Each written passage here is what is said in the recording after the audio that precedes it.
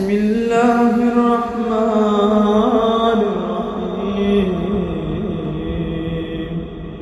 الحمد لله والحمد حقه كما يستحقه حمدا كثيرا، وأعوذ به من شر نفسي إن النفس لأمارة بالسوء إلا ما رحم ربي، وأعوذ به من شر الشيطان الذي يزيدني ذنبا إلى ذنبي، وأحترز به من كل جبار فاجر وسلطان جائر وعدو قاهر.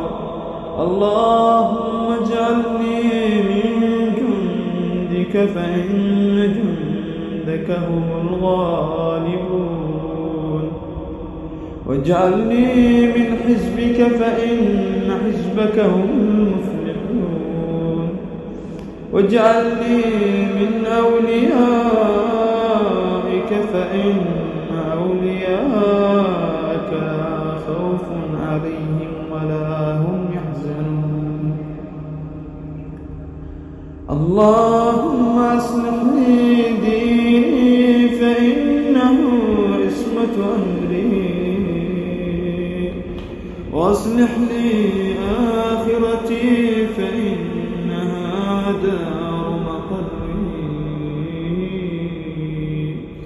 وإليها من مجاورة اللئام مفري، واجعل الحياة زيادة لي في كل خير، والوفاة راحة لي من كل شر.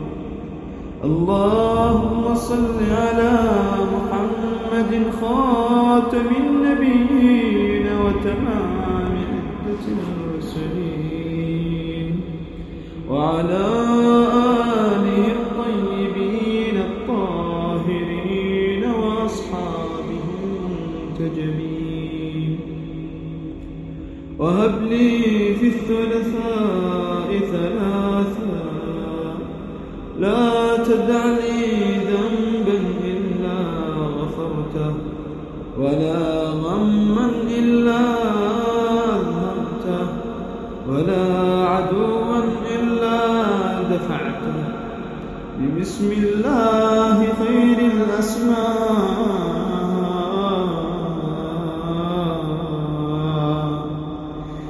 بسم الله رب الأرض والسماء.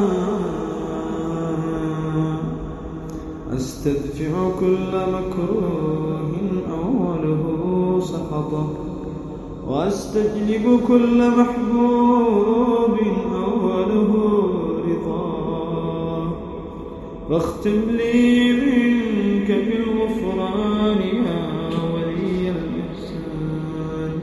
وصلى الله على